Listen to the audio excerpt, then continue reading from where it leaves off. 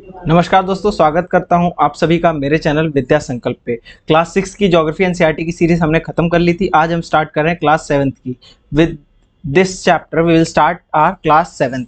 ठीक है दोस्तों, इससे पहले कि मैं स्टार्ट करूं क्लास, बता दूं आपको, कल ही हमारा यूपीएससी सीएससी का रिजल्ट आया है। ठीक है, and we have got more than 1100 selection. That's a great achievement for our bureaucracy.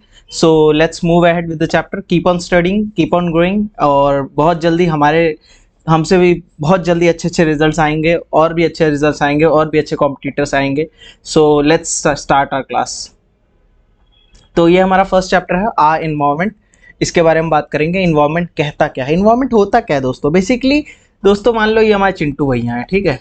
इनके आसपास जो भी कुछ है, पृथ्वी, हवा, पानी, इनके दोस्त, इनकी बिरादरी, पेड़ पौधे, जो भी कुछ, इट्स ऑल एनवायरमेंट। ध्यान से देखिए एनसीईआरटी क्या कहना चाहती है।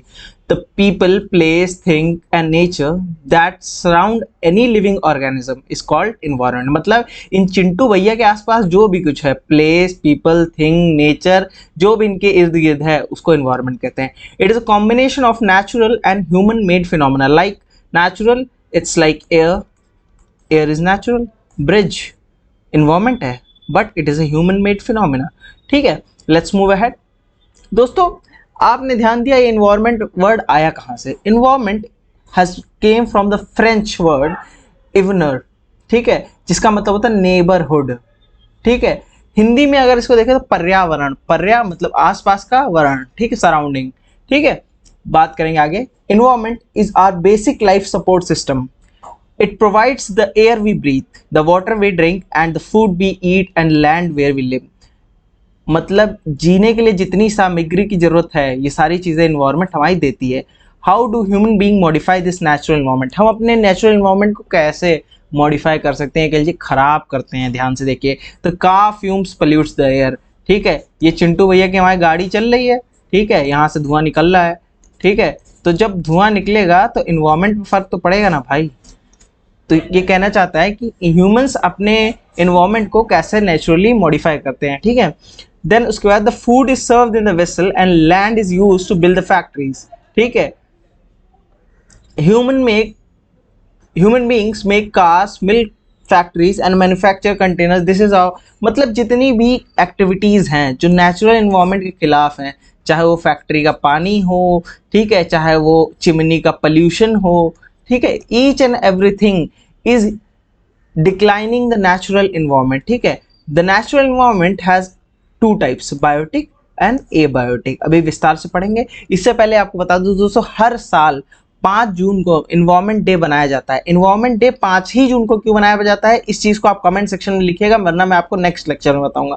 बहुत ध्यान से ढूंढिएगा कि इन्वायरमेंट डे 5 ही जून को क्यों बनाया जाता है। ठीक है, बनाया तो जाता है 5 जून को, मैंने आपको बता दिया क्यों बनाया जाता है, ये प्लीज कमेंट सेक्शन में लिखिएगा। Give a search to that. Let's move ahead.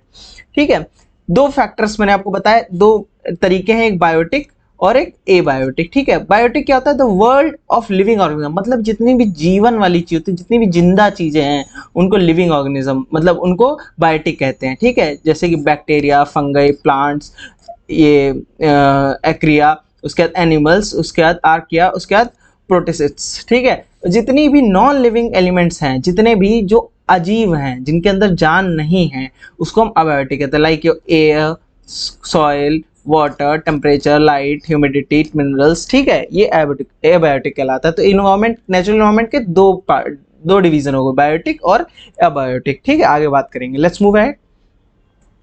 दोस्तों, अगर आप इस लेक्चर की पीडीएफ चाहते हैं तो you can surely join my Telegram channel, and if you want to connect to me with Instagram and you want notification of the upcoming government exam, then you can surely join my Instagram handle. Let's move ahead. Please like, subscribe and share. So components of environment क्या मैंने आपको बताया था, human made environment and natural. ठीक है, दो components बताए थे। नेचुरल के बारे में बता रहा था मैं आपको, बायोटिक और बायोटिक। ह्यूमन मेड हमारे building, parks, bridges, roads, industries, monuments, ये सब हमारे ह्यूमन मेड। सो जितनी भी चीजें जो पृथ्वी पे मानव के द्वारा रचित हैं, वो ह्यूमन मेड हो गई। ठीक है, आगे बात करते हैं। Let's move here. So environment is basically divided into two, natural and human made. ठीक है, बायोटिक और बायोटिक। ह्यूमन मेड, बिल्ड, मैंने एग्जांपल बताया, बिल्डिंग, पार्क, रोड्स एक्सेट्रा। ठीक है, ये समझने के लिए मैंने आपको फ्लो चार्ट बना दिया ताकि आपको इजीली याद रहे। ठीक है, natural environment is a cycle of these things. ठीक है, natural environment is the cycles of lithosphere, hydrosphere and atmosphere. ठीक है, let's take an example. This is atmosphere, this is lithosphere, this is your hydrosphere, and this section is your biosphere. ठीक है, biosphere। ठीक है, where life is possible. ठीक है, अब ऐसा तो है नहीं कि पृथ्वी पे जमीन से 10 किलोमीटर पर कोई घर बना देगा, भाई ग्रेविटी की वजह से धम्म से नीचे आ जाएगा। ठीक है, और ऐसा तो है नहीं कि सिर्फ पानी पानी रहेगा तभी काम चल जाएगा। तो the union of these three things, lithosphere, hydrosphere and atmosphere, is known as biosphere. ठीक है दोस्तों, आगे बात करेंगे। लिथोस्फेयर, लिथोस्फेयर क्या होता है दोस्तों? Solid crust.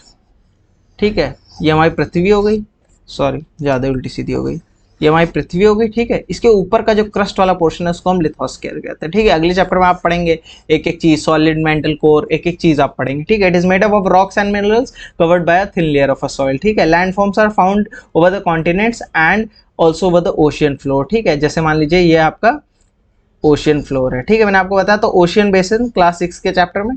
ठीक है, ये आपका ओशियन बेसिन हो गया। ठीक है, तो लैंड फॉर्म आपको दोनों जगह मिलेंगे, कॉन्टिनेंट में भी और ओशियन बेसिन में भी। ठीक है दोस्तों, this land is used for grazing, agriculture and human settlement. It is also source of mineral wealth. यहाँ पे सारे सोर्स मिनरल्स और वेल्थ मिलते हैं लैंड पे। ठीक है दोस्तों, let's move ahead.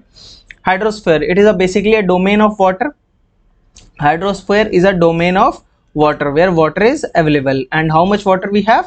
We have 71%. ठीक है, now and different types of water bodies like lakes, rivers, oceans, etc. ठीक है, it is essential for all living organism. ठीक है, ये बहुत ही बेसिक चीज़ है जो हर एक जीव को चाहिए, जो भी जिंदा है उसको पानी चाहिए ही चाहिए। ठीक है, कोई नहीं बचा सकता, बिना पानी के कोई नहीं रह सकता। वही इतनी गर्मी हो रही भाई अप्रैल में, कोई नहीं जी सकता। Let's move ahead.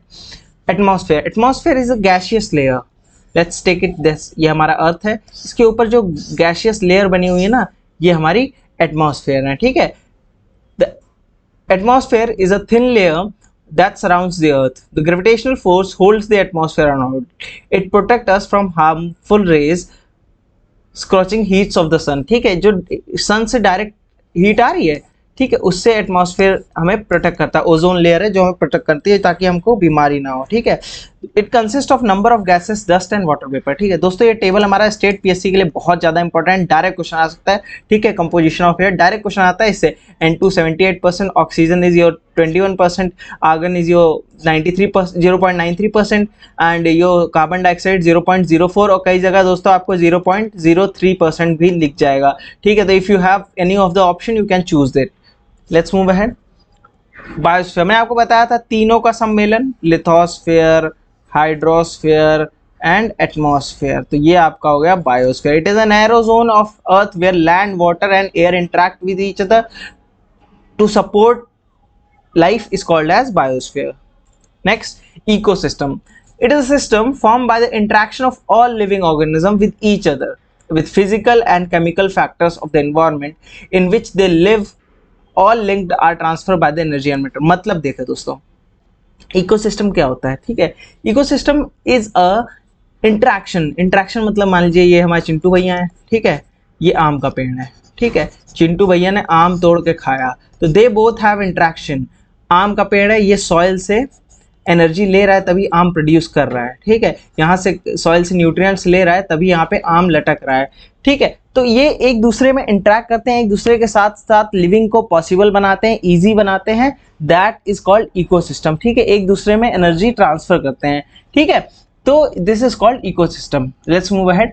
All plants and animals and human being depend on their immediate surrounding. ठीक है, चिंटू भैया आम के पेड़ के सहारे जी रहे हैं, इनको खाने के लिए खाना चाहिए तभी वो जिंदा रहेंगे। आम के पेड़ भैया हमारे सॉइल के सहारे जी रहे हैं, क्योंकि उनको न्यूट्रिएंट्स चाहिए, तो वो न्यूट्रिएंट्स उनको सॉइल में मिलेंगे। ठीक है, तो ये हो गया immediate surrounding. They also are independent on each other, एक दूसरे पे भी डिपेंडेंट है। ठीक है, एक दूसरे पे डिपेंडेंट कैसे हैं?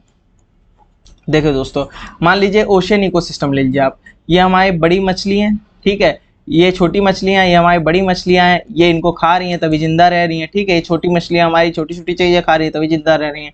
ठीक है, this is a relation between organism as well as relation between the organism and the surrounding form an ecosystem, एक दूसरे से रिश्ता बना के रखते हैं तभी उनका रिलेशन एक इकोसिस्टम फॉर्म करता है। There could be an ecosystem of large rain forest, grassland, desert, mountain, lake, river, ocean and even a small pond.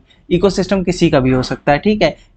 Amazon forest का भी इकोसिस्टम है, छोटी सी नदी का भी इकोसिस्टम है, छोटी सी झाड़ी का भी इकोसिस्टम है, सबका अपना अपना इकोसिस्टम है, ठीक है। जो भी इर्द गिर्द चीजें हैं जो एक दूसरे को लाइफ के लिए सपोर्ट कर रही हैं, that is called ecosystem. Let's move ahead.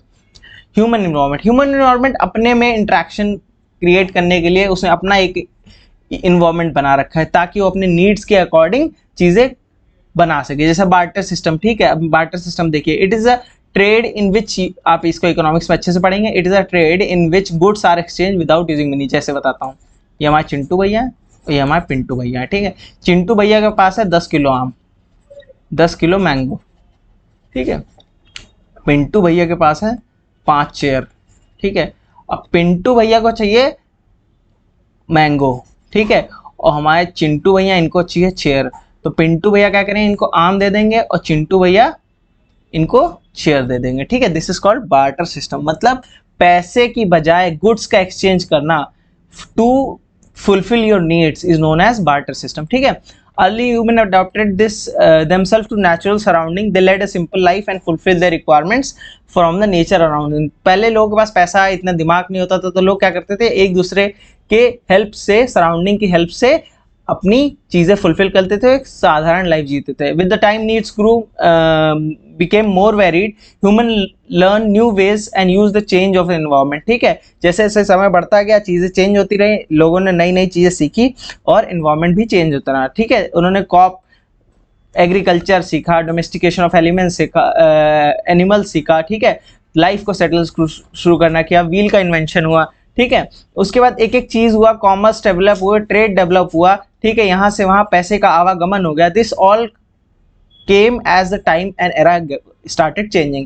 Industrial revolution enabled large scale production. Industrial revolution आया जिसकी वजह से क्या हुआ, लार्ज फैक्ट्री सेटअप हो गई, बहुत सी चीज़ें, बड़ी बड़ी चीज़ें बनने लगी, ठीक है दोस्तों। आज ट्रांसपोर्टेशन बहुत फास्टर हो गया है, यहाँ से आप 2 घंटे के अंदर दिल्ली से मुंबई पहुँच जाते हैं थ्रू फ्लाइट। तो चीज़ें जैसे जैसे बढ़ती गई, सृष्टि बढ़ती गई, ग्रो होता रहा, टेक्नोलॉजीज आती रही, साइंस डेवलप होती रही, ठीक है।